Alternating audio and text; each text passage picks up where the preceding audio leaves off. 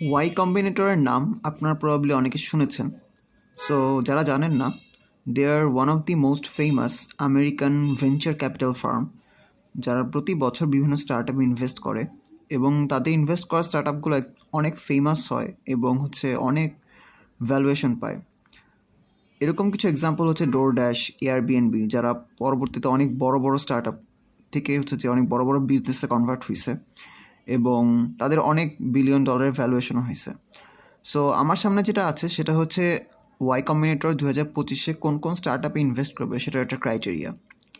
Y Combinator মনে করতেছে না যে এআই জাস্ট ফিউচারে মানুষকে অ্যাসিস্ট করবে। তারা মনে করতেছে যে এআই ওই পর্যায়ে চলে আসছে যে সে হিউম্যানকে রিপ্লেস করতে পারে এবং তারা জাস্ট আর বেটার এআই খুঁজছে না যে এরপর কোন এআইটা মানে আরও বেটার হবে। তারা অ্যাকচুয়ালি খুঁজছে যে কারেন্ট যে এআইগুলো আছে সেগুলো কীভাবে আরও এফিসিয়েন্টলি অ্যাপ্লিকেশনগুলোর মধ্যে ইন্টারাক্ট করতে পারে।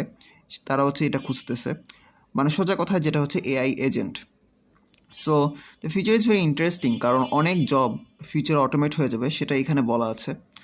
সো নীতি নির্ধারক যারা আছে বা অর্থনীতি নিয়ে যা চিন্তা করে, তাদের আরেকবার ভাবতে বসার সময় হয়ে গেছে যে কিভাবে মানুষের অস্তিত্ব হুমকি মুখে পড়বে না এআই কারণে।